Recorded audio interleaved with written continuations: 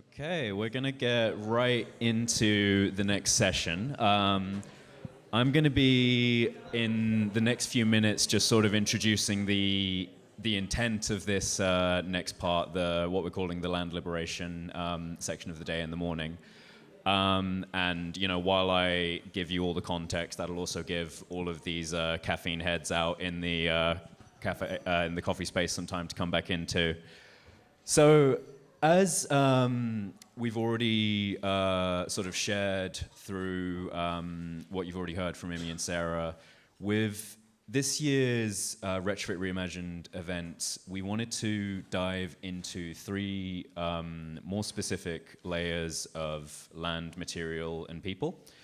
And this is largely about trying to take the conversation of retrofit beyond the boundaries of four walls and a roof. So we're actually starting to try and interrogate the systems that underlie and determine a great deal of the built environment. And rather than me trying to sort of ramble my way through this, I'm going to take advantage of the fact that we work with a lot of amazing partners who have said things far more eloquently than I ever could off the top of my head. So I'm going to take you through a few sort of quite foundational quotes for us from some partners, just to sort of lay the groundwork for the conversations that you're going to hear in the next few hours. So first off is this one from Alistair Parvin that says, all the systemic crises and structural weaknesses, social resilience, health, climate, economy, democracy, are complex and intertwined. But here's the thing, every single one of them has its roots in our land system. And I think this connects quite nicely onto this quote from Lisa Palmer, which also starts to question why the land system has become one of these things that is, in many ways a kind of topic that we often don't interrogate as much as maybe we should. And Lisa, in What If We Sought Inspiration from the Soil, asks, who has the right to live on this land, to play and walk on it, to swim in the rivers and lakes on this land freely without fear of trespass or contamination? Who can grow, cultivate, and harvest the land, repurpose and reimagine it? This quote, I think, will be particularly relevant for what you'll soon hear from Tabassum. And lastly, a quote from Araceli Camargo of Centric Labs, which is, we need time and space to study the land, build our ecological knowledge, and to be in symbiotic kinship with the land. Therefore, we must advocate for our land back and to redirect our time from capitalism to kinship. Our great return to the land will be rooted in ecology, the study of our home. And I'd highly recommend following up on this work. This is from the perspective of Araceli, who is a descendant of Turtle Island.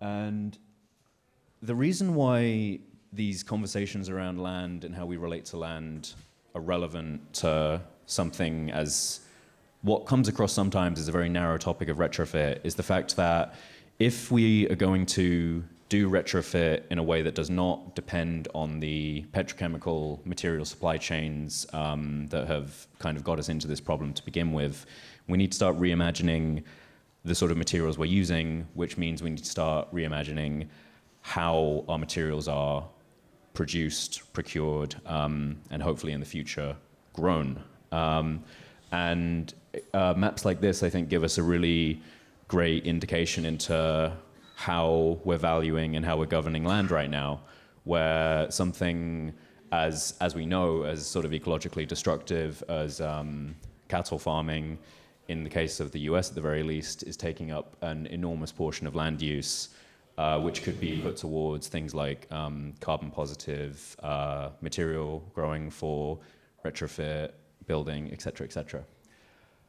We also have a lot of great work happening in the UK. This is a map of created by a group called Who Owns England, which is trying to unpack not only how we're looking at land from a sort of productivity point of view, but also how we're looking at land from a justice point of view. So who even gets to make these decisions, and how do these equities and sort of inequities of governance of land manifest spatially in the places we live?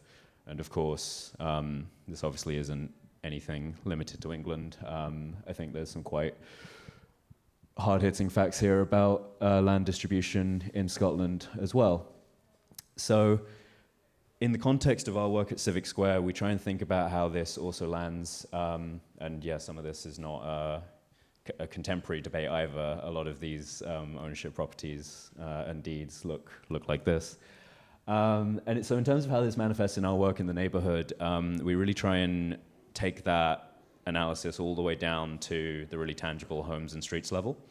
So this is some work that we did with neighbors on Link Road in Birmingham, which was asking them to kind of not only think about built environment transition, retrofit, housing, but to also consider how they, as a street and as a community, relate to the land that they're occupying. So what is currently 850 meters squared, which is predominantly given over to the use of storing cars, how might that land be used differently? The space that is currently divided, privatized back garden space, 2,500 meters squared, how might that be used differently?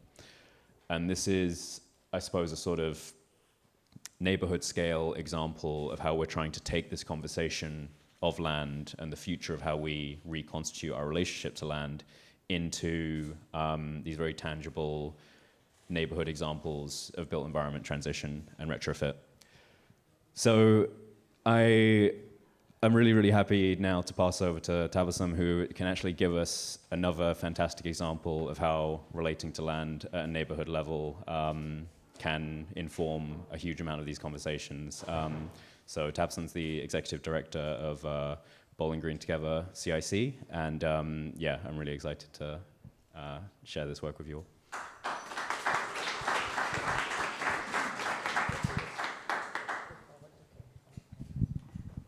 Morning, everyone. Is it morning or afternoon? No, it is still morning. I always forget. I spent an incredible amount of time yesterday trying to get all my thoughts on this piece of paper. And the reason being, I have one of those brains that's in 100 places at different times. So right now I'm thinking about the new kitten we got yesterday, thinking about the kids if they've had their breakfast. I'm thinking about where I need to be straight after this, which is going to be stewarding the protest today. But I digress. I will come back to the actual conversation. So, executive director feels like a very fancy title for me. I am not a fancy person. I am your run-of-the-mill Scottish Pakistani house mum. I can tell you just now, looking at everyone here, that this feels so incredibly strange to me because I'd never imagined I would be in these spaces with such intelligent people, and I can tell, because I can tell you've all been to university. I haven't. I'm a complete grassroots person. Live in Pollokshields, which is a predominantly South Asian community, and I've lived there pretty much my whole life.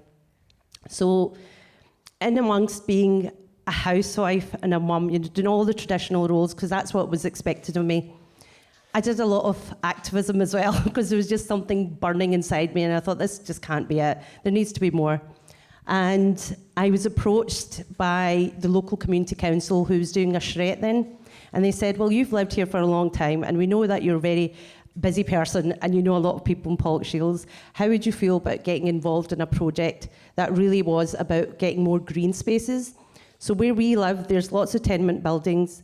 The back courts are not fit for purpose. We do not have green spaces that are available. What do you do when you want recreation or you want to get away from the hustle bustle? And really, essentially, the prison, that's called home. And I call it prison because our families come from South Asia. My parents come from a rural village. These houses feel like prison to them. Glasgow is not the country or the place that they're used to or accustomed to. So we become that bridge then that understands that they've missed out on something that they need. So how do we fix it? So that's where I came in then. There was an old bowling club, and it was actually a traditional bowling club. And the idea was it was derelict now. Its membership had run out. Just like many other things that happen, things go bust. So this bowling club was derelict for such a long time, and they wanted to do something with it. They hired me as a community engagement officer. It's like, get your people, and that's where I guess the diversity comes in as well. Being able to speak the language, being able to express to the people that this is what we are missing. What would you do with this green space if you had it? So what was pretty much a dump, I mean, I don't want to call that a dump, but it was a dump. We moved on to what it would be like if the local community could come and take it for their own. It was a beautiful project. We had a few hiccups, just like with any other organisation. There were things around funding, and then COVID hit. And then the minute COVID hit, everything changed. That space then was like the only space within our neighbourhood that was active. All the other buildings, everyone else was just closing shop. There was nothing going on. There were so many people that were suffering from isolation, depression. I knew these people. I feel like we're still living in that trauma. I don't think any of us have come through that yet, but being there on the ground, being out there in person, and being able to engage with people in a way that was very different from what was done before, it really propelled us. So as everything else had closed up, we weren't. We actually grew, and we grew so much that we started hosting international events. COP26, we hosted the Minga Indigena community as well. We held the Sacred Fire. We had Amal come over to Pollokshields as well. So if people know the journey of Amal, you know that she's travelled all through Europe. So you can imagine all these big, amazing things taking place in a small neighbourhood like Pollokshields, and I'm at the helm of it. I'm totally feeling out of my depth. I'm like, who's trusted me to do all these things? But the one thing I was good at, I might not be as intelligent as the people that were my employers, but what I was good at was that human engagement, that human connection, being able to sit with people in any circumstance and be able to relate to them and let them see my humanity and let me see theirs as well. And when Emmy was talking about learning and unlearning, I can't tell you the journey that I've had, the people that I've met throughout this period of my life. You know, I go back to being a housewife. That was my role for 40 years. I know I might not look that old, but I'm old. Anyway, again, I'll come back to it. There was a period last year, just when everything was going amazing. We did some fantastic work. I thought, you can't get any better than this. I was given my redundancy. So after having spent almost 4 full years of making that space what it was, that was like a massive blow.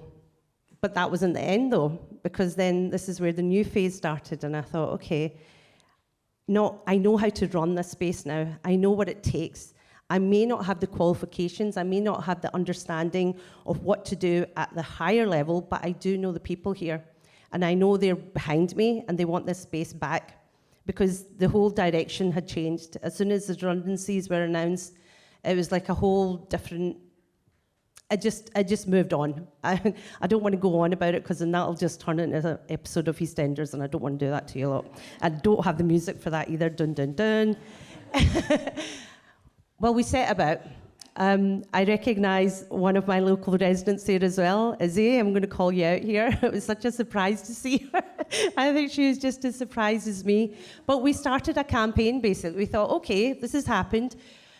There was a part of me that felt like everything that was happening was slightly unjust as well, because it's like, okay, it was great to have me for your diversity, for your inclusivity. So it was great when you wanted to look good on paper, and you know, you could say to everyone that, look at this community, it's hustling, bustling, there's people from all walks of life are coming here. And I thought, no, okay, right, so you've done that, but then I'm going to take it then. That's fine. So we set up our own social enterprise, me and a few other hearty people, and they were all volunteers of the Bowling Green at that time as well. We set up our own social enterprise. Again, this is a foray that I am not familiar with. I am still learning. I just feel wholly like, what's that expression? Imposter syndrome. I have bucket loads of those. But believe it or not, I'm here at this stage now where not only did we succeed in having our social enterprise and getting some small pockets of funding, you're now looking at the leaseholder of the Bowling Green for the next 5 years.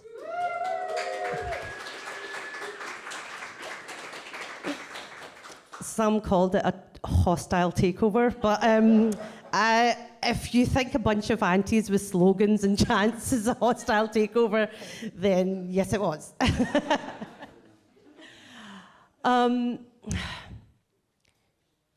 The bowling green for me, it's not just a dream. It was like a promise. It was all those things that I knew were missing from my mum's life. I knew people like my mum who still doesn't speak English. I mean, we are the bridge. We are the connection to her, to this country. There's still people like my mum that don't understand the language, the cultural barriers, or those things that hold people like my mum and other people back. That's something that I feel deep to my core, because I can imagine if their lives had been slightly different, they would have been different parents as well. First and second generation migrant children have to go through a whole bunch of stuff that you could not even imagine. We become adults before our time. A lot of us have to suffer. We're like the first face of racism as well. You know, our parents are at home, they're busy working, but we'll get the first brunt of that as well. I have grown up in a neighbourhood which was really, really racist. I still hold that in my heart, because we couldn't access our backcourts because we were always chased out. We were chased out, physically assaulted, verbally assaulted. That stays with you, that never leaves. So then when you think of the backcourts in our community, I'm not saying that's what happens now, it happened then, but it's still not accessible. There's myriad of reasons why you don't have access to green spaces. And when you don't have language, when you don't feel confident in yourself that you can go to these spaces, you're not going to go. So it doesn't matter how well-intentional people are when they want to open up their gates and say, everyone's welcome here. Not everyone's going to feel naturally welcome. When you put people like myself, who understand the sensitivities, the culture, the language, and you understand the barriers that are holding you back, you're going to make sure that you make that space welcoming. And that's what we did. And that's what the women with me were doing as well. This here, I'm just showing you a little clip of it. So obviously with the recent events, world events, there's been a considerable rise in Islamophobia. And Channel 4 had visited us last week to speak to me and a bunch of women here of how it's affecting us. And again, this is where I'm talking about creating those spaces. These women would never have spoken on TV. These are your traditional women who sit at home, feed their kids, they don't know a life outside their home. And again, it's like, I'm not here to judge what's right and wrong. That's who they are. And sometimes it's easy for us to think, why do people not break away from those chains? It's understanding that these chains exist, but we don't make it any difficult for them. We're going to try to help. So here, like I said, Channel 4 News, they spoke to these women. What you're seeing over there is our lovely fire pit. It's something that connects these women. It's almost like a spiritual thing. They come here almost every day. This is what they used to do when they were around their villages. I call the bowling green now, I've decided I'm going to call it a vera. And if you want to understand what that means, it's our Punjabi word for courtyard. And this is what a lot of the people used to do in Pakistan and India. It would be in the morning and in the evening. They would all come round a fire, they would have their cup of tea, and they would just connect with each other. Any of the troubles that they had, it was there for them to share. So I'm just trying to recreate that. And then over here, this was on Halloween Day. And when we're again talking about feeling welcome and being accessible to everyone, a lot of the children here wouldn't naturally go out and do trick-or-treating. So this was their way of like using the space, having their little fashion show, their parade, and the teachers, oh my goodness, the teachers really came out in full swing. I wish I had dressed up for that day. So we had, I kid you not, this is just a small snippet, we had over 300 children that day. And Mug over here promised them all hot chocolate.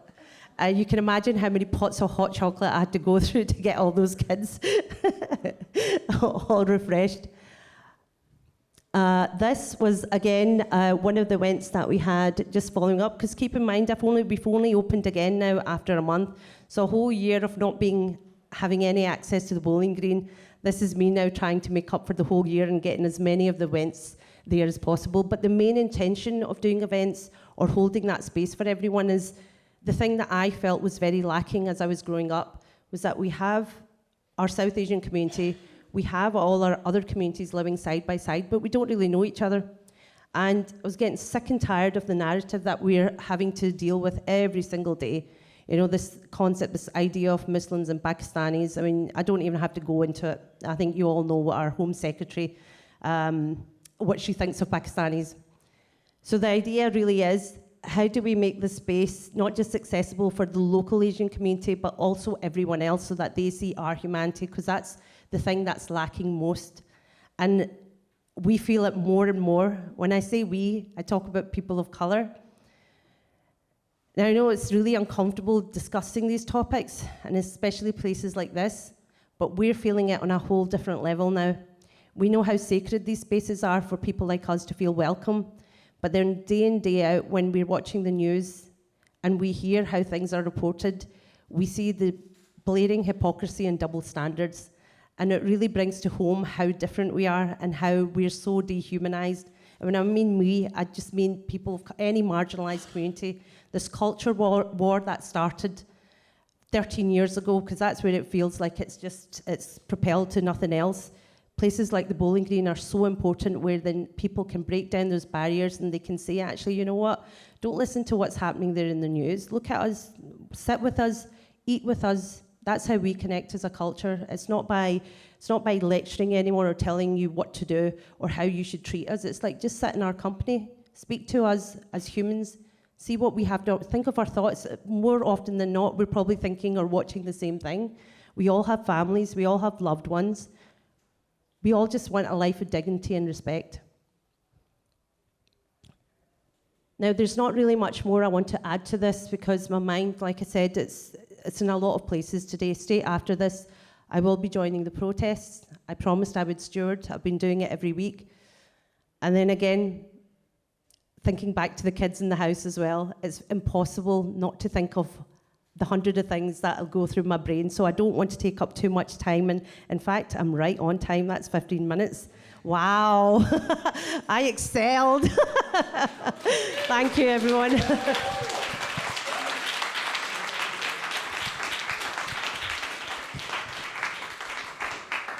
Thank you so much for that. And I can definitely tell you that getting bang on time is an incredible skill, a rare skill from personal experience. And I'm really happy that you started us off as well, because one of the things from our point of view with this event is to not look at the community organizing and the procurement and the climate as sort of siloed teams and roles, but rather something that needs to all be working towards a common goal, which is, why we wanted to think of this session as land liberation, because it's something that we collectively work towards.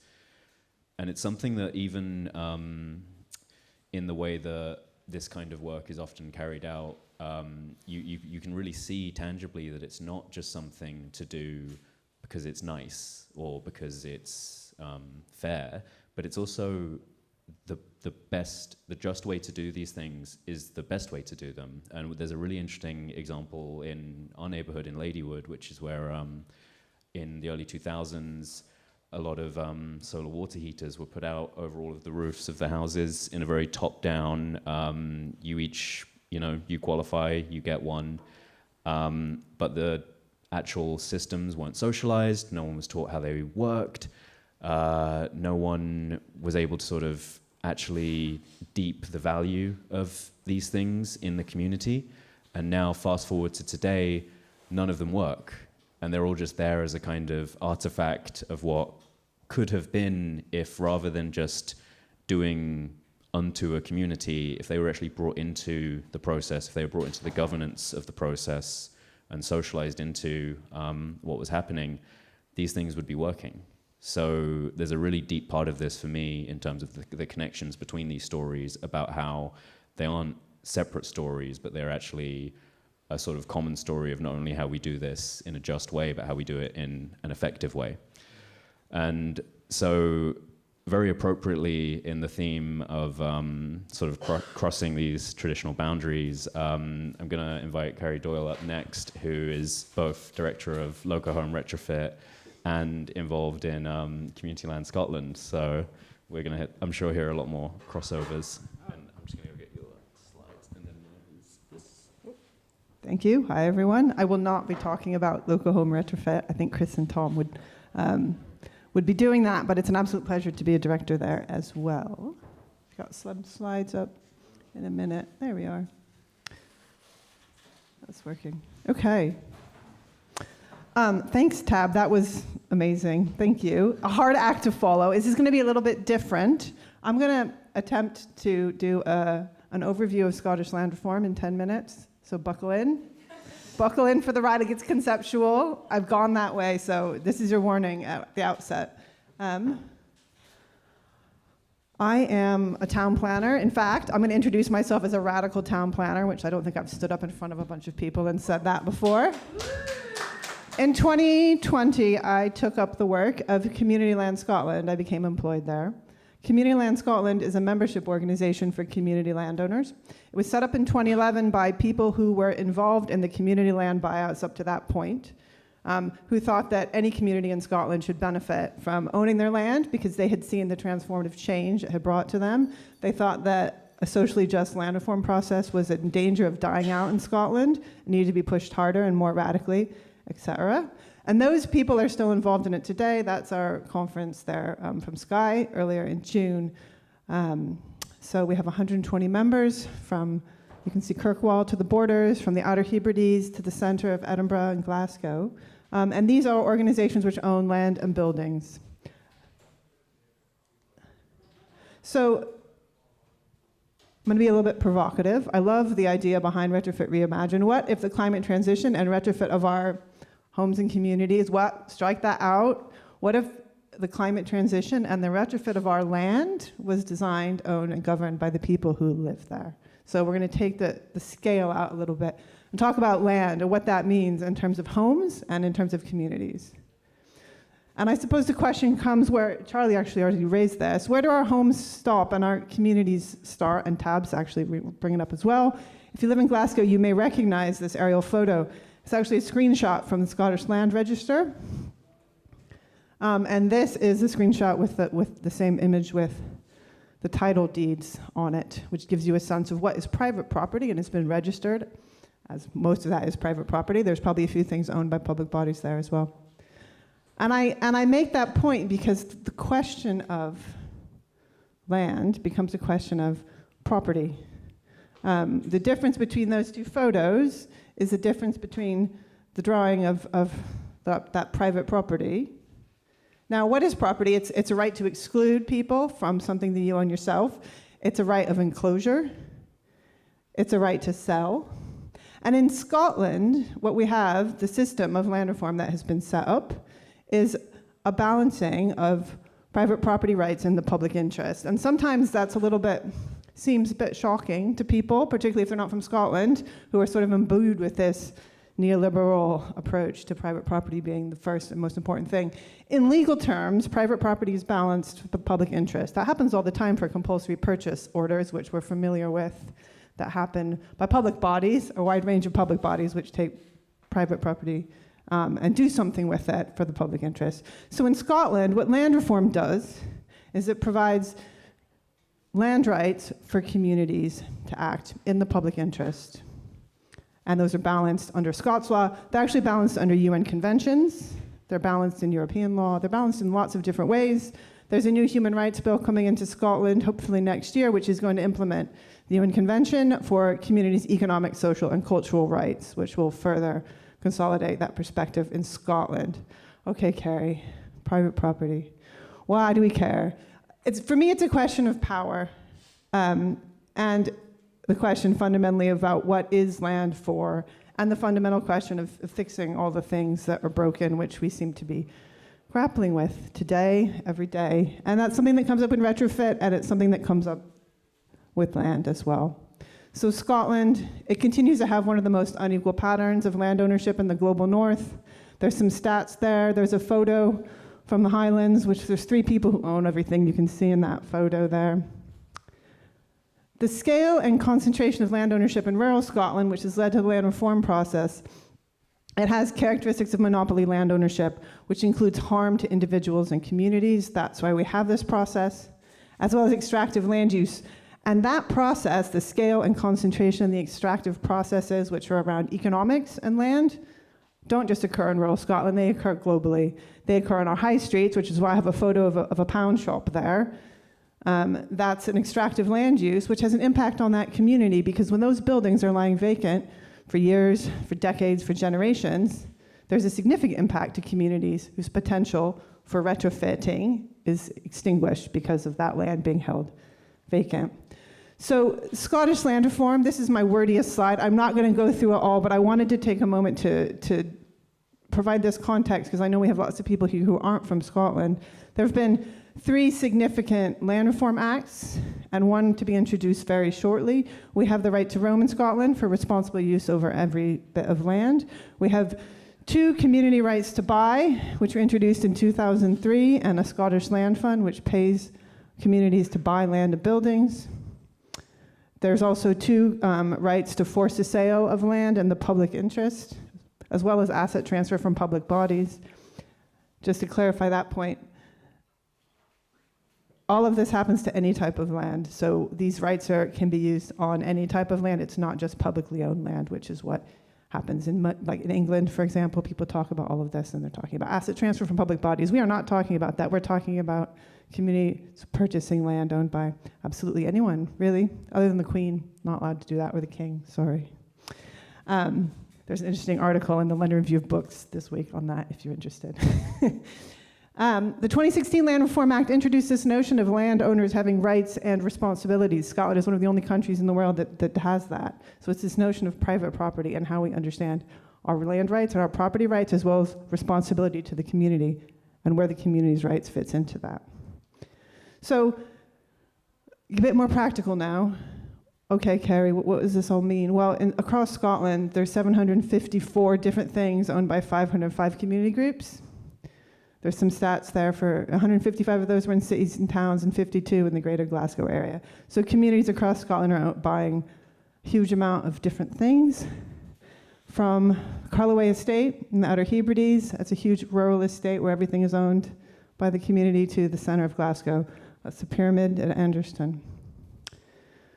Communities are very interested in, also, as I said, all sorts of things. They're very interested in climate projects. They're very interested in delivering green space projects of all sorts.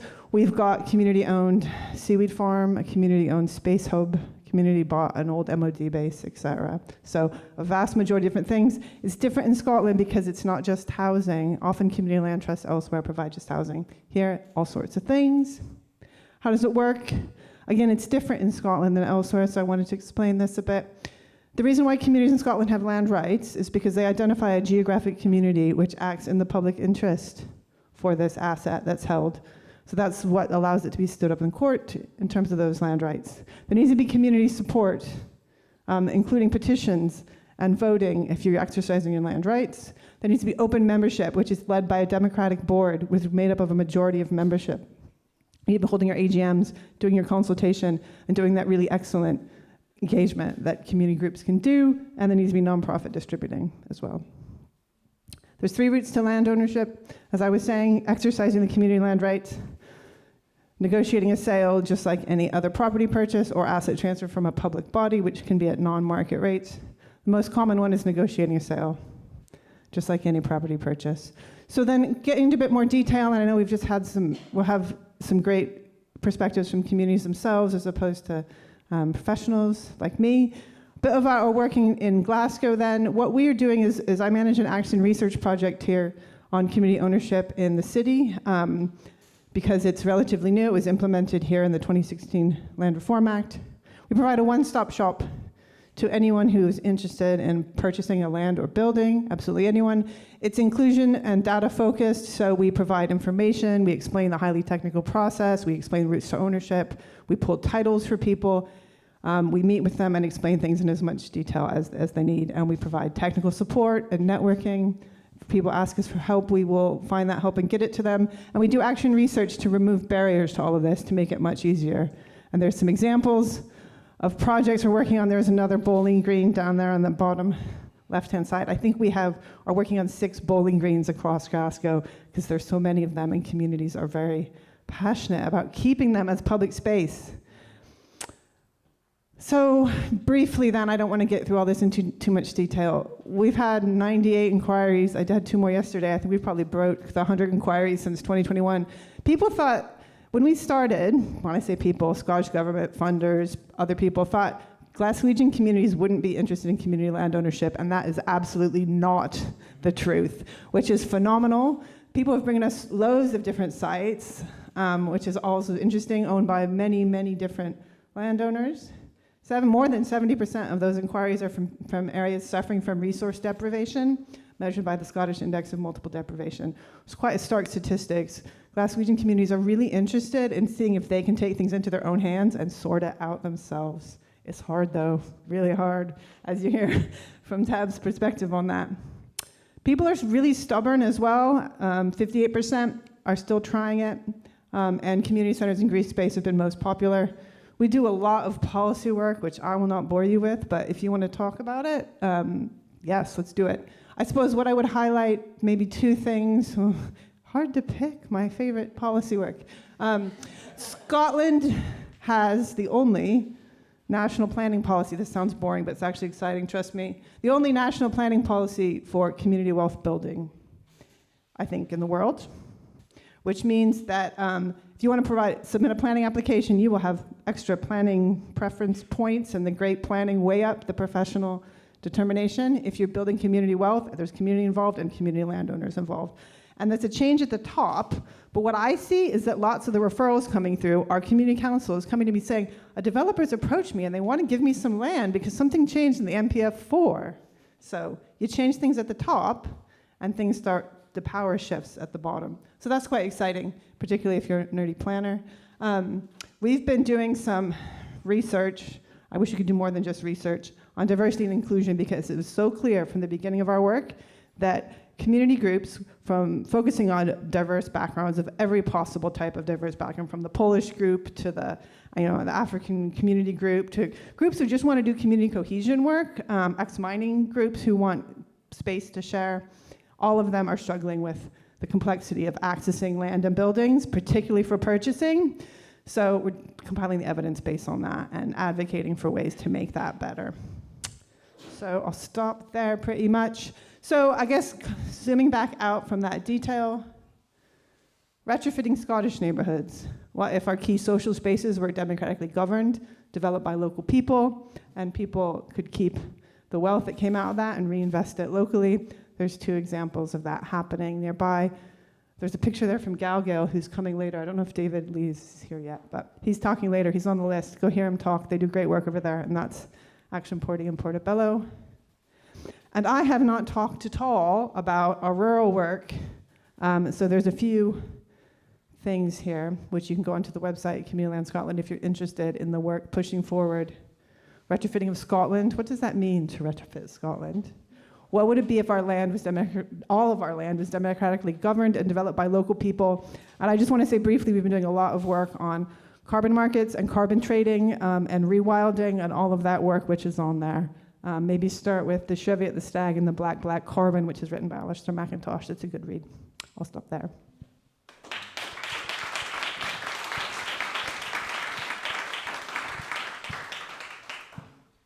Okay, that was incredibly well coordinated, Carey, to leave us hanging on the rural work, because now we're going to hear from David Carruth of the Future Forest group, and I feel like it's probably fair enough to say that rural work is not a bad descriptor of what you're going to be sharing with us. Yeah, we've been on a bit of a journey, haven't we? We've kind of started on our own doorstep, and then we've crossed the sort of urban-rural divide, which is a bit more significant than kind of people think at times. And now we are firmly west of Glasgow in the hills of our catchment area here in the Renfrewshire Heights, where I grew up and now farm.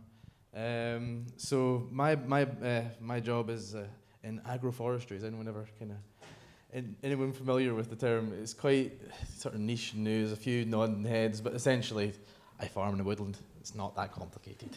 It's more complicated than you may think, Ron. I don't build buildings. I don't really want to claim to build woodlands or habitat or anything, because really I just sort of fit in the sort of missing pieces of the jigsaw to help them kind of get back to where they're supposed to be, but also keeping that place productive and managing it for the community as well, and keeping our sort of rural communities vibrant.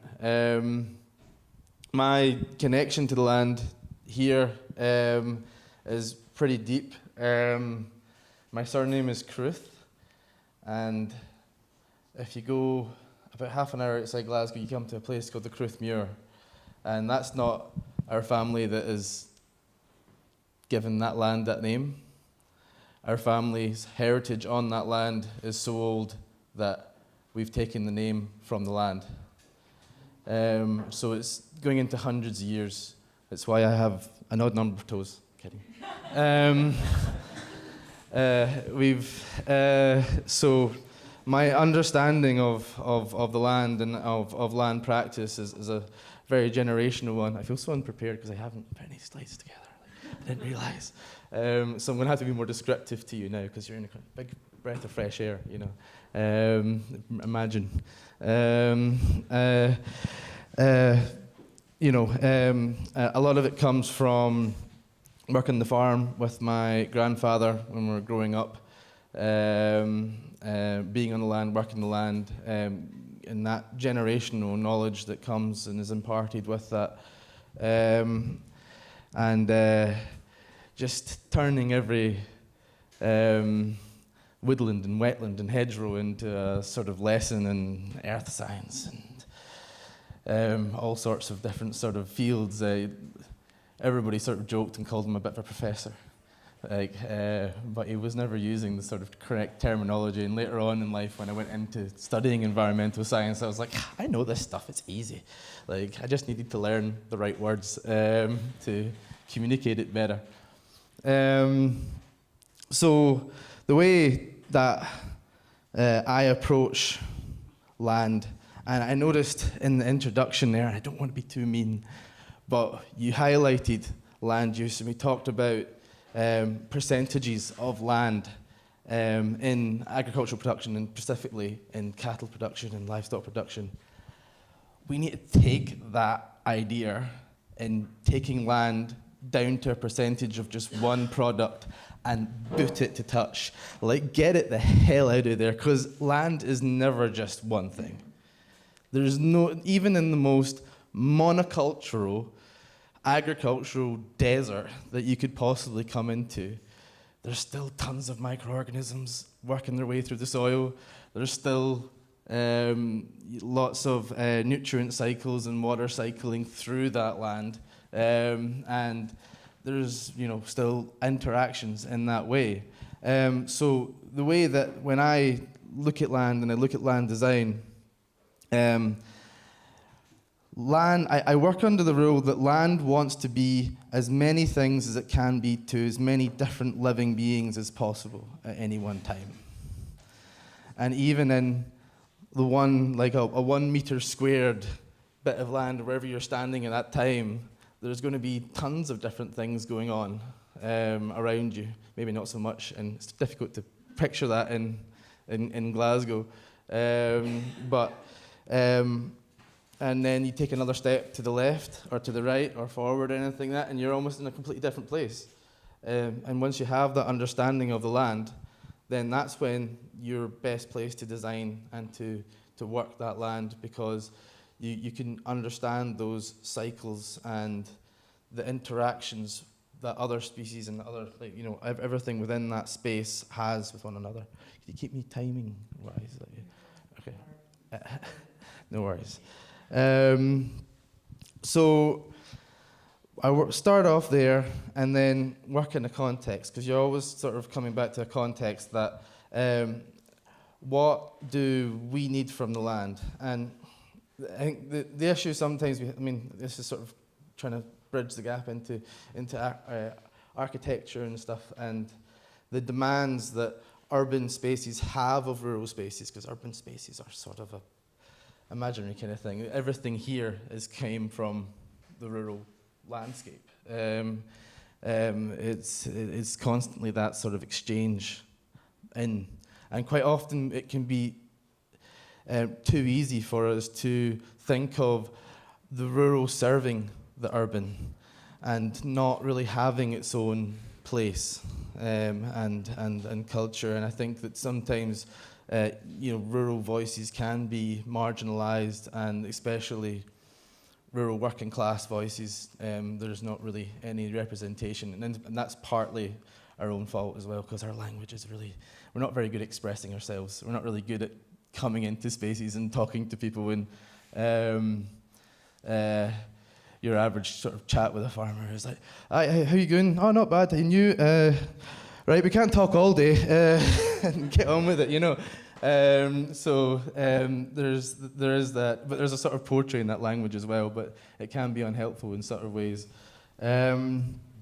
So taking a sort of context and then of what the demands are from the people and what people need from the land, but also taking the context of the people on the land. So there's the sort of need from the urban communities of what rural communities are, what they need from rural communities, but also what are the needs of the rural communities themselves in that transition. And we looked at the map, and I think you covered it really, really well, and the issues of why we need land reform, and the map of Scotland before. And how did we get to that place? We got to that place through a really brutal history of unjust transitions that stretch back. And I mean, this is a global problem for rural communities. Could you even? I struggle to even find one example of a just transition that's been properly facilitated by government or corporate interests on land. It's a term that we haven't really claimed in agriculture or land. It's always been sort of left in construction or in oil and gas. We say we need a just transition to a green economy, but our land is transitioning right now as well. We have a separate set of demands for our land now. We want to, we've realised that there's big problems here. We want to start to capture carbon. We're going through a biodiversity crisis. We want to address these big issues, and now we have to change again. The issue we have with land is that land doesn't keep up with the sort of human, social sort of our ideas, our needs, our concepts. It's slow to move and slow to develop, whereas we are very fast paced, and it struggles to keep up. So when we're having these ideas and we're making these new demands, we've got to really, that's the time to really bridge the gap and bring rural voices into that space, because they can communicate those messages from the land to, and to influence your work. So to bring it back to the project that we're doing, I don't know how much time we've got, but essentially I work on a 430-acre woodland, so a little bit of timber production, but we rotationally mob graze pigs through our woodland as ecosystem engineers, as well as add a bit of agritourism and a few other things to the mix, and we're building that picture out into community work and educational opportunities and peer-to-peer learning experiences and a whole host of different things, and trying to get as many people involved in that area as possible. And the sort of objective of that is that investors aren't just folk that turn up with big wads of cash. They're anyone that comes and spends time in a place and appreciates that place for the way it is. And we talk about that. We've had a few sort of things around activism and things like that, and I've engaged in a bit of activism myself at times. And we've I always sort of, when we talk about activism in sort of urban spaces, I always sort of remind them that, actually, you're quite new to it. And then if it wasn't for our rural communities, we're in a pretty bad way, but if it wasn't for our rural communities, we would really be in an even worse place, because it has been a lot of struggle over the decades and hundreds of years, going back to resist change and to keep places as they are. So, and it's quite when we kind of lay a lot of blame on rural communities. So, and I think it's pretty unfair at times. So my sort of, I guess, to sort of try to tie it all together,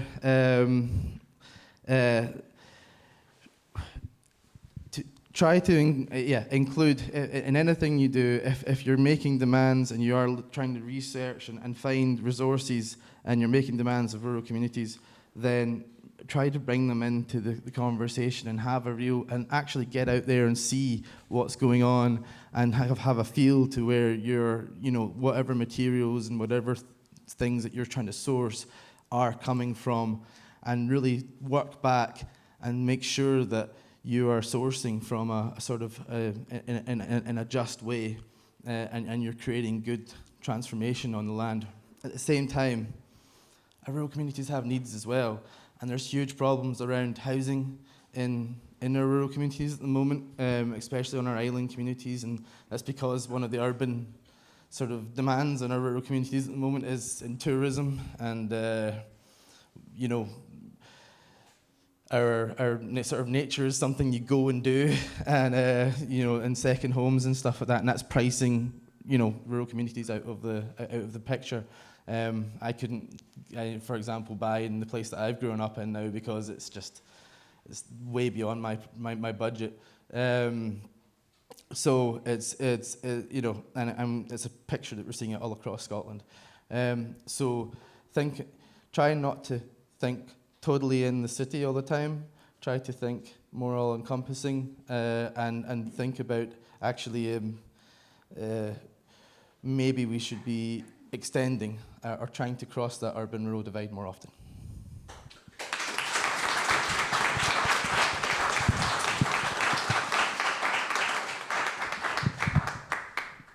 Thank you so much, David.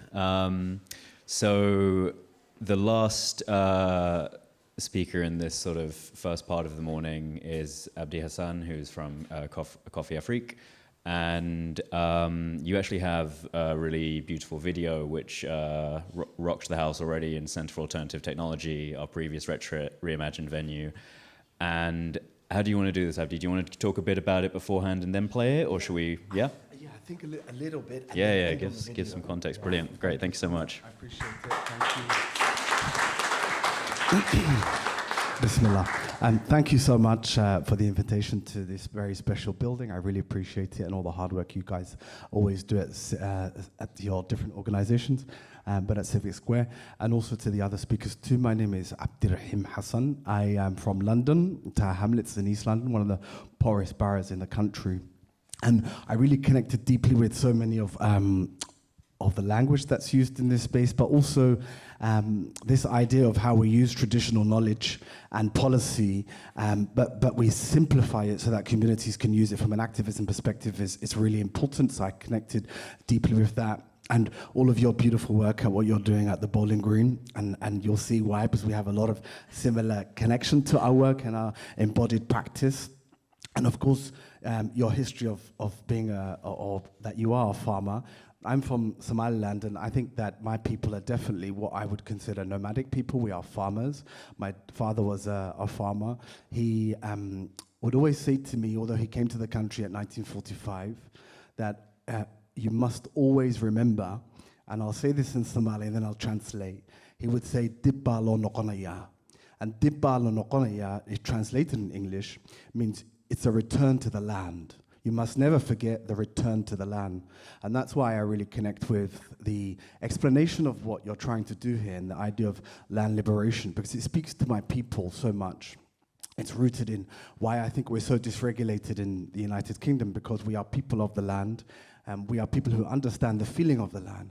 And when I first went back to Somaliland, he would say to me on his farm, the farm that is still active today, he would say, "Can you hear the wind?" And I never understood that. I was only 7. I said, "What does that mean? What do you mean, can you hear the wind?" And much older, and now he's passed, I really understand what that meant. From us as Muslims, we are believers that actually land and space and places have rights over you. So you must protect space, and you spiritually must honor space. And why earlier on when we were talking about this amazing building and the warmth of the building, the vibration, the connection of the building is so critical to how people feel welcomed. And in my culture, that's whether we do it for Shahan Sheko, which is chai and chata, or we do it for other means, it's very important to build that space of liberation and love. Now for us, and I'm with my colleague Mohammed today. We've travelled out from London. We believe, or certainly we believe our work must be rooted in love and must be rooted in liberation. And how we do that is, at the moment for Coffee Afrique, we work across 7 buildings across Tower Hamlets and Hackney. And they are very clearly self-determined, divesting from whiteness spaces that honour culture, honour language, honour food, honour the community connection that we've built in those spaces. For example, Mohammed's work is the most thriving youth space, from a numbers perspective. 621 young people used this space last month. And that space has been designed with them. It's about honouring the space. It has traditional knowledge. We also use faith and faith practice. We have very clear community wealth building practices, so looking at land and space and how to buy land, how to influence policy from a Section 106 seal perspective. And one of the projects he's developed is called Road to a Millie. And it's about, whether it's Kate Raworth's idea around donut economics, but it's also around circular economy practice. How do we buy the hood? How do we claim back the hood? And also specifically looking at, from a liberation perspective, hood futurism and black futurism. Because really, so many of the ideas that are rooted in hood futurism or black futurism are also very much ideas that are now rooted in tech and AI, the idea of connection, but also through the metaverse. And Mohammed does a lot of that work in a very structured way, but also in a way that is very messy. And that means we take lots of risks. That means that we have challenges. That means that we let the space run, and that we honour that through a liberation perspective. The other hubs are women's co-ops, and they are rooted in community garden spaces. We actually eat directly from the community garden in Hackney, and we cook inside the hub, and that feeds the women in the space. We have traditional dance and traditional African practice. Again, that is rooted in honouring land and space and Islamic practice. The other work is very much rooted in liberatory harm reduction, and that model we've used for people who are actively using predominantly crack and heroin, but other substances too. And so for me, it's very important, whether it's our research work, the hubs work, the problematic drug use work, Mohammed's amazing work with young people, or the hood futurism, that we honour what liberation means, and particularly land liberation. And I think early on, while our colleagues were speaking, that quote on the left, it really stood out for me for all sorts of reasons. But also fundamentally at the end, we learn in relationship either with an idea, a community, a person. Our deepest, most embodied learning comes from relationality and enroll yourself. And why I mentioned embodied learning earlier is that it's so important to me and us that we honor the traditional knowledge, particularly traditional ecological knowledges that we have back home, and that we root our practice in this land, in this place we are currently dysregulated at, and that we are honoring it in our practice and through our 17 projects, as I said, specifically from a spirituality perspective. Now, I think, as we mentioned, there is a brief video that we will I will play in a minute. But from a land perspective, as an organization, our intention next year, inshallah, is to look at how we can actually buy a physical space in Tower Hamlets for our young people. And we have a funder that is speaking to us at the moment that is really keen to develop this idea. And it's really important to me, as a much older person now, almost 40, is to pass on this knowledge to Mohammed and his young people, but also to own, that we really have to own the hood, own the land, and own the buildings that we're in. And part of our biggest challenge, and it was said earlier, is that across all the buildings we're renting, and we're renting these spaces, one particular space, for a lot of money. And it's very important for us to pass on that work from a generational perspective. The other thing we did do last year was we were gifted some money by a funder called Esme Fairburn, and that money, the Youth Council, a group of young people that are now a second group, but the first group that we worked with suggested we buy land. So we bought land in Devon, and that land is a piece of farmland that hopefully the intention is, when we have some time and capacity to breathe, is next year to be able to do something with that land and to build a healing hub. That's the dream. And a healing hub specifically for young people, particularly young black men, to be able to go into the countryside in Devon and connect deeply with the land and land practice and land joy and what love looks like. But it's very personal to me to also have black men who are older with young black men on that same land in Devon and Cockburn. And to be able to carry out and carry out what healing looks like and what love looks like for our young people, specifically our young people who have deep trauma, especially at the moment in London. And as Imi said, Our work, although it's rooted in lots of crisis management and crisis care and support, I also really deliberately focused on making sure that the work is regenerative, that we are laughing and that we are joyful in that space and that we are eating predominantly. And why all these spaces are so important is because they provide liberation, and they provide liberation back to the land. Perhaps the video. Thanks, Ron.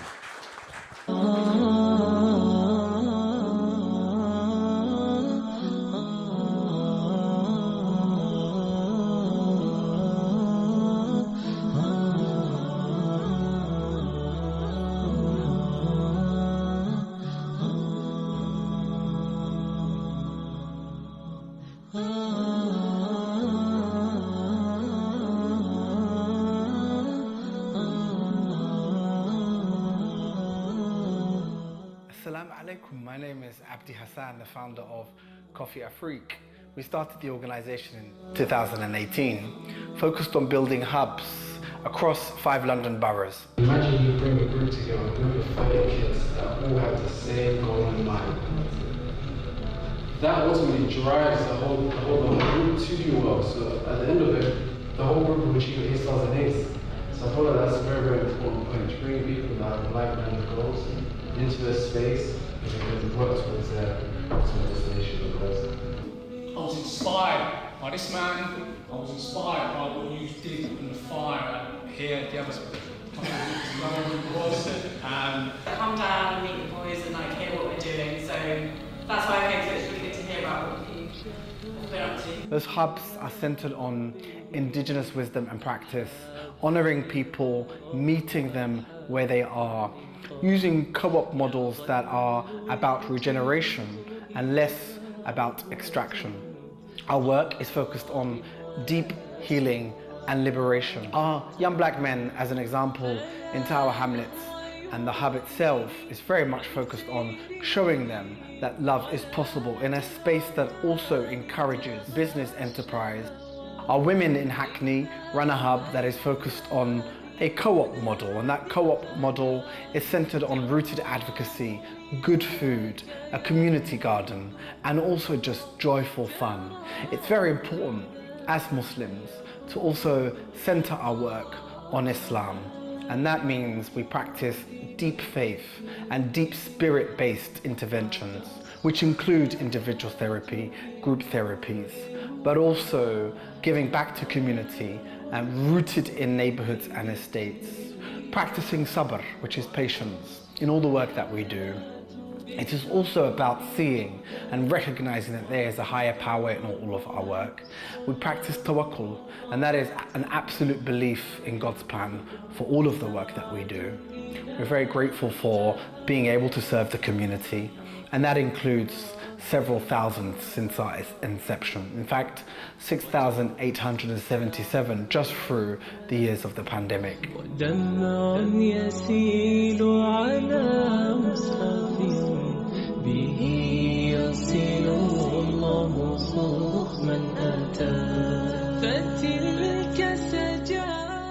Assalamu alaikum, my name is Mukhtar.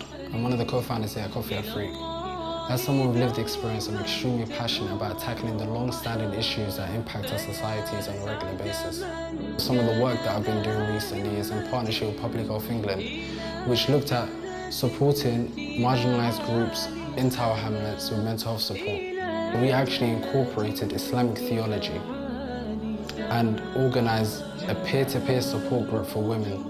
We combined the traditional topics around mental health with Islam, and the impact that we saw over 6 months was extremely transformative.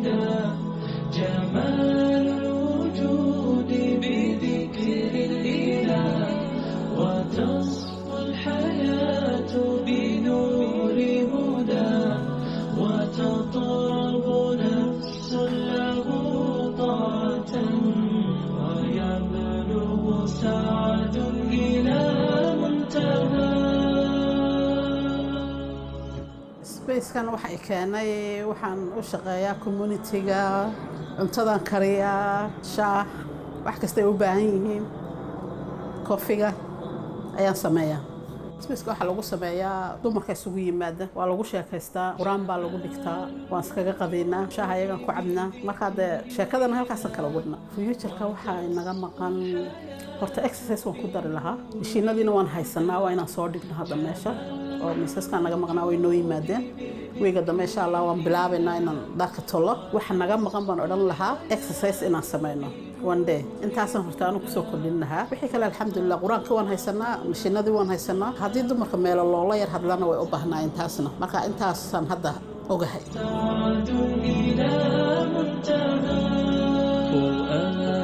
شغوف إلى ربه أحب رضاه أحب لقاه يظل يجيء إلى ربوة قرار ويسمو ولا مرتبى فلا لهو يثنيه عن سيره I do this work mainly because growing up I've seen a lot of my friends, Smiley particularly, that have indulged in substance that obviously didn't get that sort of help to at least go to this place and obviously seek some sort of help. A helping hand would be great. Someone to at least show some sort of walks of life and give you sort of a helping hand. So where do people go when they take their substances? Local stakeholders, that, such as 24-hour casinos or 24-hour shops, asking them where's the hidden spots where particular people that probably might be indulged in substance misuse may go to. And hopefully just low-key, just go there and just at least see what's happening. What makes me happy, to be honest, is someone that's actually gone through the rehabilitation processes and actually changed and to become what they wanted to become.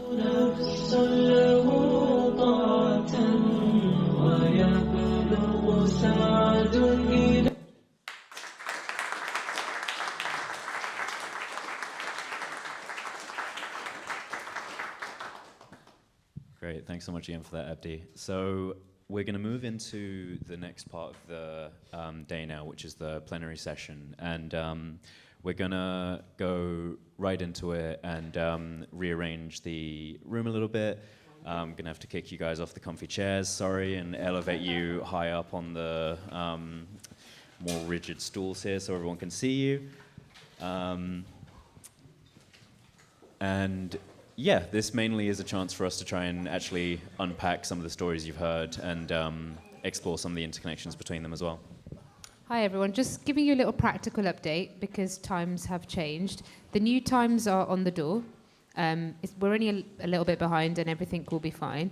And the lunch will just be a little bit later, but outside is tea, coffee, biscuits that you can just grab some, bring your mug in, carry on listening, and just obviously take your mug back. So if you're feeling a bit like, oh, I need something, you can, but also just a small thing, like it's when the room's like this, because like there's 60 people upstairs, it's nice to just move to the front and be like a little bit more in relationship with the speakers rather than like them feeling like they're talking in that way. And I just want to say a small thing as I hand over to say, like, it's such a beautiful space to bring these different perspectives together, because I'm sure that you can start to see the threads that Charlie and co will pull out here, where there is no story about decarbonising or redesigning or doing anything in our neighbourhoods, in our villages, in our cities, that doesn't actually start with the depth and relationality and work that is happening across all of these practitioners. And upstairs, I went to the upstairs panel, and to kind of just prep you for the lunch break, there was just such a beautiful conversation happening up there about reimagination, class politics and climate politics, and how they are like deeply rooted in the same story. So if you've missed some of upstairs, you can really use the lunchtime to kind of explore the intersections. So basic point is, don't worry if you want to grab a quick drink and bring it back in, and just move forward a little bit, because that's always nicer and kinder as well. I'll pass back over to Charlie. Thanks, Got too many mics, loads of mics. I know, this isn't normally a problem we have. Normally it's the complete opposite, where we're like just flinging the mic across the room to get it to people quickly. So one place that I think it would be really great to start off this conversation with you guys is in some of the work that we're doing in Birmingham, in our site in Ladywood. We are currently the sort of stewards of this post-industrial warehouse space, which we are working towards sort of a regenerative design process where this will hopefully one day become a site for civic infrastructure as well as climate infrastructure. And one really interesting challenge about this process is to try and go beyond the typical sort of contemporary building life cycle design ways of imagining all of this. So you're thinking of this as a piece of infrastructure, not 20, 30 years into the future, but 100 plus years into the future, thinking about what does the neighborhood look like in these times? What is the 3-degree global average increase neighborhood look like?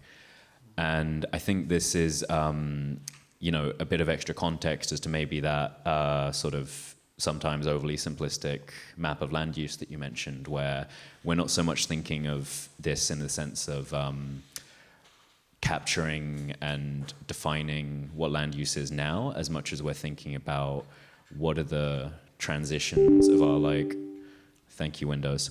What are the transitions of our material economy as we move into, move away from anthropogenic mass, which recently, which another way of saying that is man-made mass, which has recently outweighed biomass. So there's more stuff in the world now made by people than there is made by nature. So this is sort of a lot of what we're thinking about in terms of these quite bold, future-oriented visions of how our relationship to the land, and particularly our relationship to production through the land, will have to change. And so I want to sort of start off with an invitation to you guys to also maybe share with us any of your hopes, dreams, plans for what your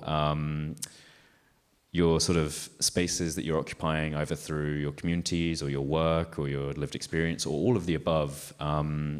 What's a sort of hopeful vision for these places in this sort of time span where we're thinking not only in the next kind of immediate short-term cycles that we're often forced to live within, but what's the sort of really hopeful vision for the long-term future as well? I don't know if anyone wants to go first with that. Yeah, I'll crack on. I think you did so well of defining your own context when what you regard regenerative is, because it's really important to do that. And I think because there's a lot of greenwashing, there's a lot of people that take that in agriculture we get I tickle my cows now and tell them nicely and ask them nicely not to produce as much methane, and that's what makes me regenerative. And you're just like, so for us, I mean. In our context, it was that it must, build soil. No matter what we do, we have to build soil. We have to store carbon. We have to mimic natural processes and create agricultural ecosystems. We have to be low input, low oil, low infrastructure, low feed. We're 97% forage raised for most of our livestock now, which is pretty unheard of in pig farming. So it's, but then also it's so important to be both socially as well as environmentally regenerative. And bringing in our local communities and opening up our space, putting in our community access gates. I mean, it's a huge problem within land restoration at the moment in Scotland, is that you get so many, companies chasing these finite revenues that come with land restoration and not really offering anything in return. Sticking up the deer fences and excluding the community, and with that comes a really horrible, a really deep sense of loss, a loss of place. And the thing that everybody will always tell you about is, I remember what that used to be, and I remember the people that were there, and I remember that, what that once was.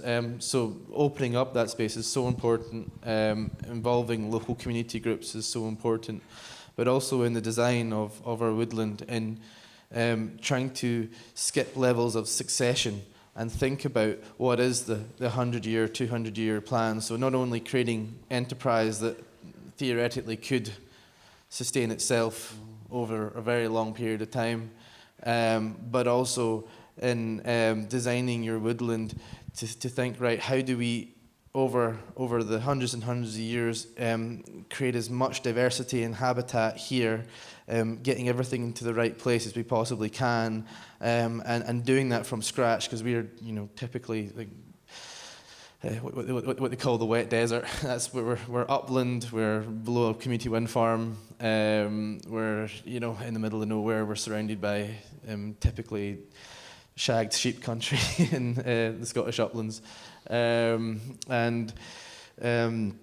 the way that we planted the plan, we wanted to help areas within our site, first of all, established by using sometimes non-native species in order to create windbreaks and create support for the native species to come through, but also plant in ways where you can sort of see that there's sections that are going to mature into your final stages of succession in woodland before others, which means that you'll have this rotation beginning. So the areas, because each area of succession, and by succession you mean this is a maturity in the woodland, so you start off with your sort of colonial species, your birches and things like the kind of your weeds, your shrubs, that then move into, and then eventually you get to your sort of mature oak woodland. And if you can create the whole diversity and sort of start the conveyor belt off, then hopefully that mosaic will continue on through the long term. So that's, I guess, what we've done. Sorry, Abdi, I just took this off you. I am in a rush, folks, so my answer's going to be really short, I'm afraid. I can waffle on, but I can speak a lot, but I digress again. I guess in terms of where we are just now, it feels like a new beginning again. And what I consider to be the assets, and Abdi, when I was watching your video, it resonated so much with me. The other thing I didn't mention about the Bowling Green is we do have allotments and garden and growing space. So whatever we grow there, we cook and we share with the community. In fact, yesterday we did have a big meal. It's very much when I view the land and what we're occupying just now, it would be nothing without the people. So we have this conversation around environment and climate justice, but without the people, all of this comes to nothing. So when you look at your neighbourhoods and the people that are using the spaces, you're going to find your answers from them. I can sit here, I can talk on forever, I don't have the answers. I know the knowledge that my mum and her peers have, I don't have. They've come from the land, they know what they're talking about. Their relationship with the land is so different from people like us who were born in these urban cities. Like what my mum and people from her generation know, I could never understand. Here, I guess in some ways, when you're thinking of growing spaces and that, and again, I don't want to offend anyone, but it's very middle class and it's very white. And then when people like my mum or anyone else will come in, sometimes because of the language and everything else, they're not able to articulate themselves. And what might seem like very natural to them might not seem that natural for everyone else. So I guess by summarising, all I can say is from my own perspective and I guess the space that we're running, without the people and without their input, anything we do is going to amount to nothing. Mutual aid is going to be such a big thing as well. Cost of living crisis, all these predicaments that we're facing, we're not going to get past anything unless we're all working together. I'm really sorry, guys, I need to rush. Sorry. Thank you so much. I think we just want to send you out with love, with respect, with deep gratitude. Go with that, and peace for the rest of the day. It's just really great to have Tabassum here to be able to share that, and also the fact that she's just going straight out there with that energy and all of that love. Thank you, thank you, thank you. That's You can definitely have- like a metaphor for what we want everyone to go away and do. Like That's it, embodied. What for Tab is literally going into a march is metaphorically and often literally as well what we want everyone else to kind of come away with. So yeah, amazing. Exactly that. Do you want to have this one? I see. I have a lot of dreams and wishes and asks, and I think that for me there is 3 areas that are key for us as an organisation in the next year.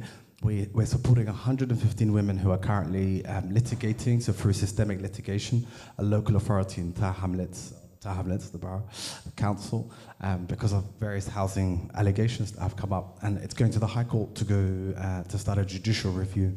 So I think part of that dream is for communities to mobilize and organize in a way that is rooted in systemic litigation, because I think there is a lot of liberation if you litigate properly. That's an important action for us. I also think from a building perspective, we're talking to some rap architects at the moment who are based in America around how do you design a space in Tower Hamlets and in Hackney that is really rooted in not just regenerative practice, but harm reduction. How do you have love expressed in that space, not just through governance, but also from a creative perspective? The materials that you use, the way that ownership is transferred, the way it's transferred generationally. How do you use rap as a form of love? Nipsey Hussle did that very, very well. Of course, he's no longer with us, and he regenerated his whole neighborhood.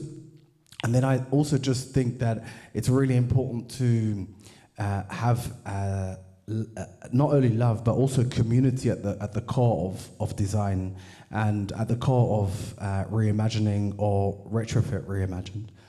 But for me personally, it's very important to have everyone on the table. And in Tower Hamlets, some of the work we're doing at the moment includes the queer community, the traveller community, various black communities. And I think right now, because of the intersectional and problems that we all know and witness and see, I think it really needs collective action. I think that's where the liberation is. So I think for me, it's litigation, lots of love, designing through the hood, but also very much working with everyone and doing it in a way that is genuinely, intentionally, and purposefully collective. Thank you. That's a bit of a mic drop. I want to go with, you had litigation, love, and collaboration, and I'm going to pick that up and say that is our goals too, slightly different here. So a lot of the work we do as a membership organization is quite boring, and I call it, it's boring revolution. It's about the radical governance and all of that litigation that is required to move things more in a meaningful way. So where do we want to be in a year? Can we take 5 years? No, in a year's time, we are working on putting together a land governance system in Scotland that is socially just, which is regenerative, which reflects well-being economics, circular economy, and all those other things. It's going to take longer than a year. Sorry. I wish it would be delivered in a year, but it's not. But what we do have, are you going to come in, Charlie? I was going to say the time frame I gave was like 100 years, so Right, okay. feel free to luxuriate in that. It's just long-term work. I'm going to pick up on the point of timescales. So I come into this as recovering town planner, having worked in consultancy, and I'm picking up the work of Scottish land reform and community land ownership and people who have spent their entire lives working on it. For people who are retiring, and it's the work of their generation to put these things in place, and it's an absolute privilege to pick up the ideas and then take them into the city and apply them in different places, and it's great work. It's there for everyone to pick up, because that's the idea about building a new type of system that all the communities can pick up on. But we have to realize how long it takes sometimes, but also keep an eye on the long term, because that's the problem with leases, is that who knows what's going to happen with your leases. Just make an example, right? And that's why for us, communities should be able to buy if they want to buy. That's not always the answer, but the power should be with the community to decide that, not the decision makers. And I will not go on a rant about decision makers. One of the things we're working really hard on is changing the conditions that all of this work operates in, this community level work, because community work is really rich and meaningful, isn't it? The decision makers, not so much. And they have a lot of preconceived notions. It's very difficult to take this amazing radical on the street work into the halls of power and actually make the changes that need to happen to support those plans. So working on all that boring, important stuff. And we have a new land reform bill, which is going to be introduced at the next year in the Scottish Parliament. And I don't know how many Scottish people are in the room. It's a bit shite, everyone. It's not ambitious enough. And we're about to do some campaigning on that point. And are you? Yay! And it's going to be a wide arm open campaign. So watch this space. I'll leave it there. I just was thinking when you were talking, just again, recognizing that I'm kind of got one foot in the straight up and down built environment as we know it, and in this more transformational space. And two things, oh, it's really going now. Two things come to mind around time and materials. First of all, I want to just pay respect to saying, how do you communicate love in how you do whatever you do? But imagine in a brief, in an architect's brief, how do you communicate how love shows up in this building is not a series of words I have ever heard in practice. And it takes guts to put that in the brief and then go into the briefing room, which is going to be, I'm just going to say it, majority white men, and put it on the table and be like, you're doing this work with love, guys. Yeah. Guess what? And I think that's hard. Right. But I think we're probably closer to that than we realize as today, and situations like today are testament to, because what we do see spinning out of these spaces is this bravery to have those conversations, either individually or through the different groups and organizations who are showing up. So I think just that's a really, as often is the case with you, Abdi, that is a boom moment again, yes, let's take that. If I take nothing else, let's take that. On the question of material and times, just maybe that wasn't a question, but on the points that came up, we started to say, as recovering architects, recovering town planners, there's another theme here, things that you don't want to just abandon where you came from, because there was a reason. In fact, Imi said when we were here the other night, we were finished setting up and we were just discussing what a beautiful building this was. And then you were like, oh man, I love buildings. And I suddenly realized I used to feel that way too. Maybe I can feel that way again, because it's not the buildings, it's how we've been using them. And that question of how architects use materials to create buildings is something we've been trying to talk to students about, right? You're not to think anymore, we invite you not to think anymore about building a new thing from new stuff, carte blanche, dreaming out of your head. Look out the window, that's your materials bank, right there. Your creativity applied to what we have already created and transferring how that then circulates and circulates and circulates is the biggest opportunity that we can have as designers. And then if we start to talk to these places and spaces with love and care as beings instead of stuff, then that will also maybe fundamentally change the way. Try it.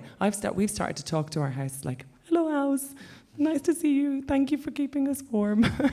And it makes a real difference in how you don't slam the doors, you know what I mean? You keep the place a little tidier. There's a care in that. And then on the time thing, it's so important on community engagement and the richness that is, and that being embedded in something. There's no two ways about it. It does take time, but it's not something that you come in and you start. You are in a place, and if you happen to be privileged to be an actor in how you create space, shape, change, try and break that space open, then you have an obligation to reach out, be in the place, ask to be let in, and then how can you work and support things together. It's far more important, because you will find a richness and a wealth far beyond your imagination of something that you think you might want to dream up for that condition. So from the built environment perspective, I think we are seeing more of that happening, and that will be the thing that I feel like I have an obligation to try and communicate back into that community. So, yeah.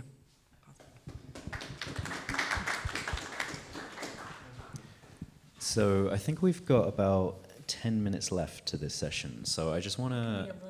Yeah, I just wanted to take a moment to maybe open it up and see if after these fantastic talks and this early conversation, if anyone wanted to sort of throw a question into the mix, ask. It can be fully open, it can be quite focused, whatever you guys feel like. Does anyone have any things they're curious about? We could probably have a little more than 10 minutes. We could probably go a bit. Yeah, we could probably have a bit more so we can There you go. Alistair. Thanks, really enjoyed the entire panel, amazing work. The idea of public interest came up a few times in your work, and I'd like to understand a bit more. It's a bit of a slippery term. People don't necessarily understand it in the same way. We don't really know who's responsible for it, but we kind of know that professionals should be, but maybe they're not being held to account for it. So without making it really sort of professional standardsy, kind of, in terms of the public interest, how do you see it in your work, and how do you think, do you think it's defined well enough in society at the moment? So, what do you think about the public interest? And I suppose specifically to Carey, you've mentioned it in your work, and is it a tool that's really useful nowadays, or is it still something that's kind of nebulous and in the distance? Oh boy, we get to talk about law. Public interest is a term in Scotland, actually across the UK. It's used in the planning system and it's used in the land governance system. It's undefined, sort of like the Constitution. But I think that there's a lot of just debate about whether or not it needs a definition. So it has a case law definition, and actually that allows people to define it on a case-by-case basis. Which I think is probably the right approach, because I don't know if we can come up with a good definition for public interest that everyone would be happy with.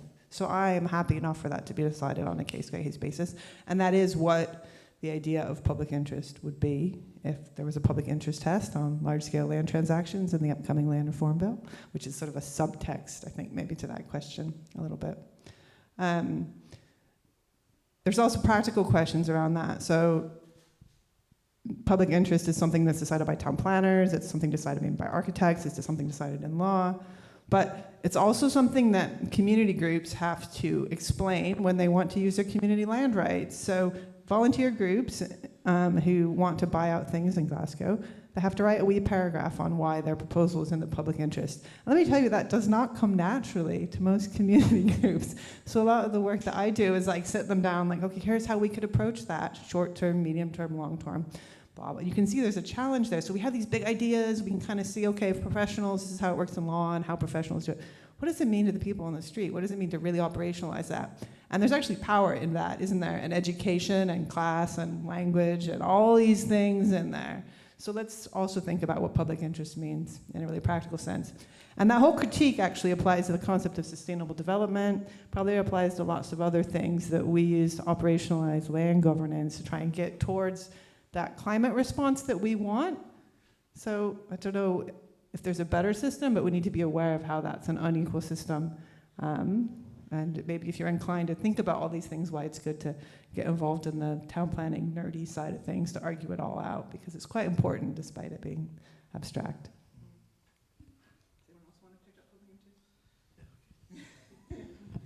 It's kind of always tricky to get in our context because the population is so dispersed in rural areas, and there is focal points and there is ways of doing it, but I think quite often rural public interests gets decided for them, and that's unacceptable, and I think it needs to change. And quite often when we see sort of restoration projects going on, and we decide that we're going to give back to the community because we're going to put a community access gate in and a picnic bench. Oh, wonderful. Yeah. And yeah, why not? But also, how about jobs and careers and houses and homes, and also opening up your land and say, right, does anybody else want to use this space for anything? Like, why not for us, if a local came to us and went, right, I'm starting up a forest school, could we use your site? Crack on. We do, there's a local forester does forestry first aid, chainsaw maintenance courses and quad bike courses on our site. Why not? If somebody said, right, under this context of land restoration, so long as we're not interrupting the woodland creation scheme, and so long as we're not interrupting the work that we're doing with biodiversity, here's an idea of ours that we want to come on and do it. Yeah, share. Why not? Share as much as possible, because the more interaction with that land, as I say, land should be thought of as a way of, as being as much for as many different things as possible. And if you can sort of encompass that, then I think you're at least working within the right mentality. See, I studied economics at LSE, and we were never introduced to this idea of public interest because we were introduced to capitalism, of course, at that place. How to make money, how to turn a pound into a penny, or the other way around. And I really struggle with this point because I think that it's not rooted in equity.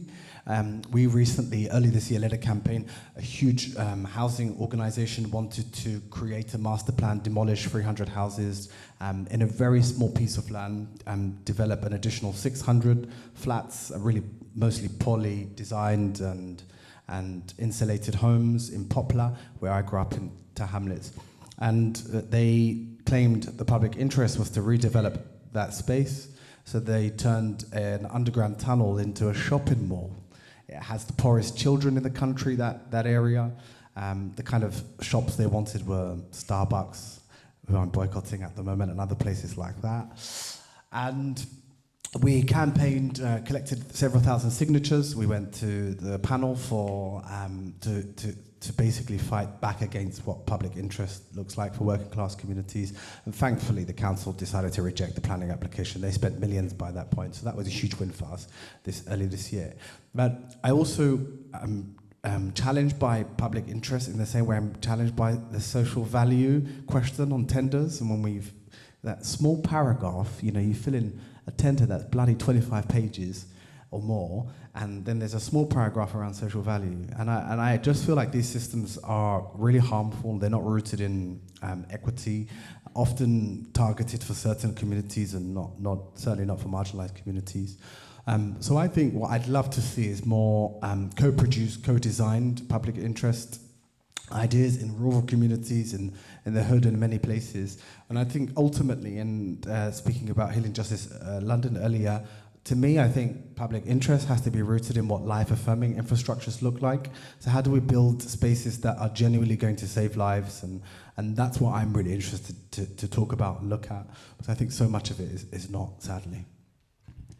Yeah, I really appreciate you bringing up this point as well, because I think so many of these terms that we are surrounded by so often that we almost give them legitimacy by default are really valuable to unpack. I think a lot of them probably emerge from sort of like executive summary speak, right? Where looking at the complexity and richness of a community and a neighborhood is such an investment of time that often gets condensed down to an incredible oversimplification. One interesting way I think of relating to like the notion of public value is to maybe almost try and codify what is bound up in that term. And I think in terms of our work at Civic Square, that's one of the huge reasons why we rely so often on Kate Raworth's donut economics, because there's not a singular notion of public interest in there. It's rather a social foundation which is codified as the material conditions that people need to thrive. And I think you also alluded to sustainability as a phrase which kind of suffers from a similar issue. And again, shout out to Kate once again. We don't have sustainability as a single thing. We have planetary boundaries, which obviously bring the necessary nuance to these conversations. Just as a little pointer for everyone, if this is something you're interested in more, Global Donut Day is on Monday. Talk to Katrina on our team if you want to sign up to that. That was me doing a little Civic Square plug. Just to add to it, I think it's like taking a pause for thought to ask, like, who's the public? Like, when you talk about the public interest or social value, like, everybody has it. Depending on what mouth that comes out of or where that shows up, that means something totally different. And it isn't enough to just like pause for thought and go, I wonder who that is. You have to do that like hard work into that. I'm coming down to you, Amy. I'm running. Thank you, guys. I think I was going to say that bit was a particularly interesting one, because I think as well that this idea of these hard entrenched ideas of social value, public interest, language that is like super entrenched, and we have to play within to achieve funding, right, or achieve whatever we're trying to do, is really part of that piece around the boring revolution of who feels they have permission to like start unpacking those terms, start unpacking what they mean, start unpacking how value could be reimagined, how we can think about what we mean by public goods or public interest. And I think one of the things that is really critical in these movements, in the work that, like all our peers, of which Coffee Afrique are like one of a really important organisation, is like this idea that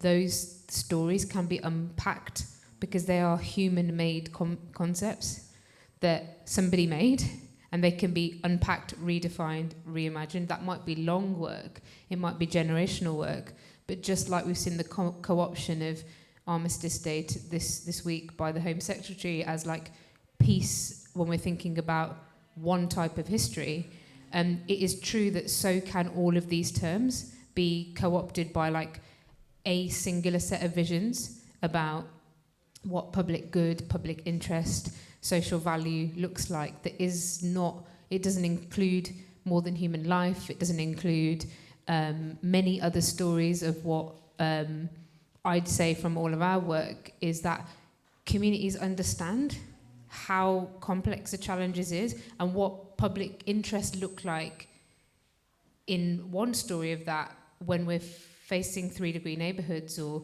we're facing many other things, it looks completely different. So I just wanted to say that I think that work like Abdi's and Tabassum's and everybody on this panel that like seeks to like see the nobility, dignity, knowledge that is in our communities is critical starting point to say you can also be part of the story to reimagine value, to rethink our economic systems, to rethink our underlying ideas around land and governance. And that's one of the things that I think with our partners at Dark Matter Labs, it often gets confused, like that there's these big brains, right? Are they like over there thinking land governance? Are they thinking regulatory innovation? Are they thinking litigation? And like they'll do that over there and the communities will grow their food. And one day the two shall meet and something will happen, which is, I think, fundamentally the wrong way to think about it. I think that work and all this work serves to exist in order to reimagine these things fit for the 21st century. And so I just wanted to say that like that point of these are human-made concepts that were made, entrenched, so is land, set of contracts between us and the soil.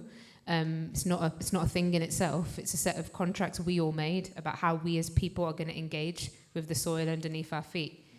And how important it is that the boring revolution is actually one that can be remade, redesigned, reconfigured on bringing and resurfacing values from the past, but also new technologies and visions for the future. But it isn't something that happens in like Whitehall or Westminster or like bougie co-working spaces. That those worlds have to come together of litigation, of legislation, of reimagining value, of new economic stories. And they're really intuitive. Like when you're working on the ground, people are like, of course you couldn't just say what is public interest based on what do humans want and what do we want locally here. It would, of course, such as Kate's work and many others, be local and global and social and ecological. And so, yeah, I just think it's so powerful to be in the space where these worlds are starting to connect, because I think that we have to believe and we have to search for the fact that so much freaking knowledge and ambition and wisdom and vision exists in our communities to be able to actually truly reimagine things, that those in high power and in spaces where they overly complicate and overly hold tight, that these things can't be changed because this is just how things work. And so obviously it's not a question. I just wanted to reflect back that we shouldn't separate those stories out, because these articulations of public interest or public good or social value or whatever, this is what happens when you build up the trust after time. that people can start to fundamentally reimagine what needs to be fit for the 21st and 22nd century. So I just want to say thank you, really, because it's badass, and I really hope that people will seek to like look at the overlaps between the work they're doing and their peers are doing with much more dignity, and look at the blurry spaces rather than be like, I don't think that's us. We're dealing with this bit, right? And you guys are chilling with the arties, which is beautiful, but it's not for us. But the arties know about governance. That's what I'm trying to say. The Bira that Tabassum talked about is where village level governance happened, is where the street can understand how to organize itself. So to try and like really make sure that in the audience, that's what we're seeking to build the bridges, to build those translations, because I think it's going to be critical.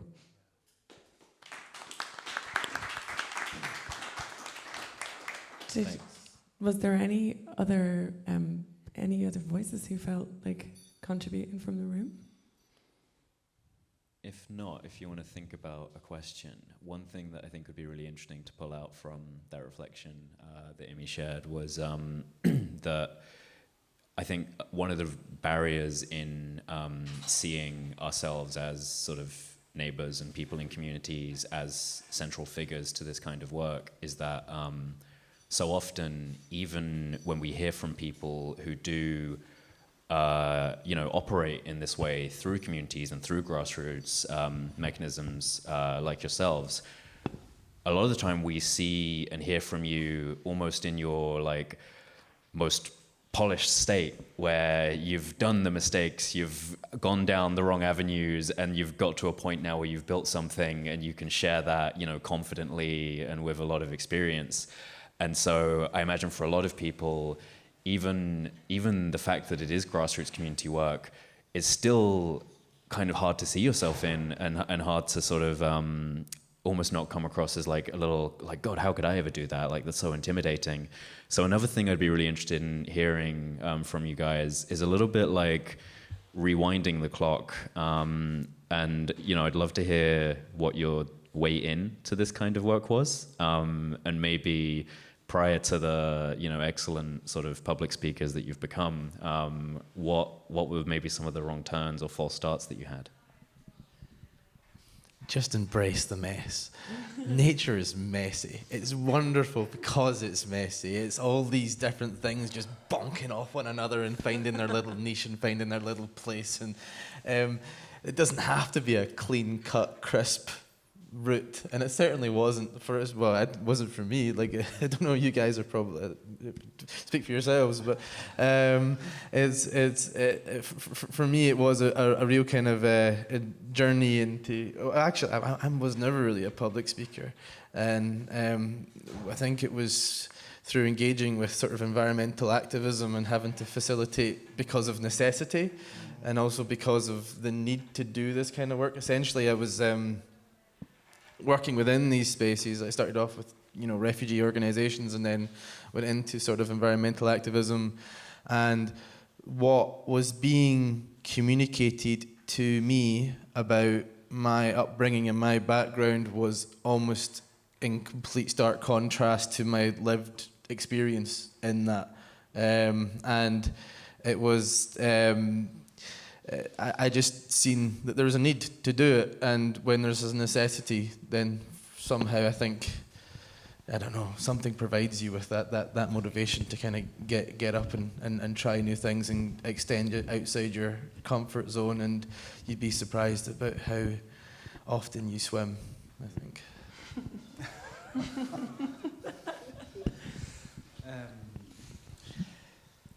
This question is very personal, because I think I know so many people that set up space because of trauma. Often you set up because of particularly adverse childhood experiences, and for me certainly that's what I experienced as a child. Various different ACE, they call them ACE, how they love labeling stuff, but basically lots of childhood trauma, and then homelessness for a period, and then problematic drug use for a period, and I have autism and ADHD too. So I remember trying to always find, as a young person, brotherhood or space. And where I lived, there was no space that offered connection, safety, brotherhood.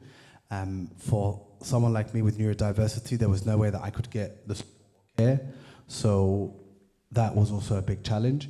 For wanting to be sober now 9 years, there was no place to get care for Islam-based interventions.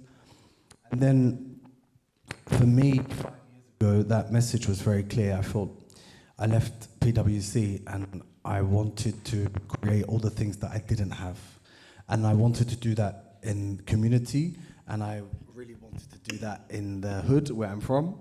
And I didn't have to do that.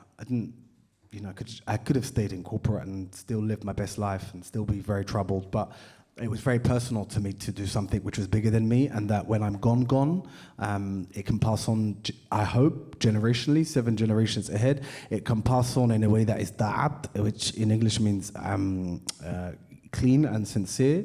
That's halal. That is honest work. And these principles really matter to me. And because what we're trying to do is create work that doesn't exist, or create participatory grant funding. How do I get all this funding money in a way that's still legal in the pockets of young people or in the pockets of the aunties or whoever? That's messy. So we have to create our own systems and divest from the systems that funders want us sometimes to follow. And it's not easy. The work is very, very, very difficult. It has lots of, as I said, trauma and crisis, but we can sit there and, like Mohammed took a call earlier today around one of his buildings, or his building was a bit messy last night, for example. The boys had spilled stuff on the snooker table and just housekeeping stuff, right? And yes, that's very important because we've gone through a lot of systemic trauma and over 20 years of doing this work. But actually for me, we need mess, we need chaos, we need brokenness. I understand brokenness intently because that's where I was for most of my childhood and in my 20s. And so it's really important to root all of this recovery and to in love, but also to accept the brokenness when you're designing, when you're building projects. And I think that's why now our work is award-winning. It's received a lot of attention. It's now the largest Somali organization in the country because I want to work with vulnerability and brokenness first. And when you're working with polished, and I sound maybe, actually what I prefer is to connect with the messiness and the brokenness and the chaos and the drama, and that's what I think keeps us alive as humans, right? That's what makes me connect with people. But that's why I think our work is so important. It's so life-affirming. Thank you so much for sharing that, Abdi. I don't have much left. I think I'm tired out and it's hard to follow that. I was going to riff on this idea about the messiness and the brokenness and how you have to fit that into a bit of a box to sell it to like collaborators and funders and all of this, and this criticism of like, yeah, but community work, that's messy, and who is the community anyway? How do we define that? And how do you capture that all up and like enjoy the messiness? Because it's fundamentally messy, and that's actually kind of the joy of it.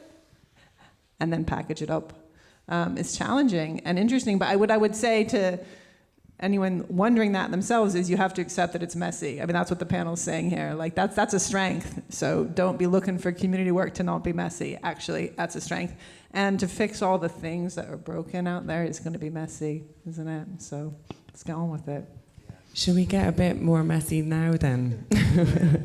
So thank our incredible panelists for their contributions, and Charlie, who hosts so clearly, and me with no voice.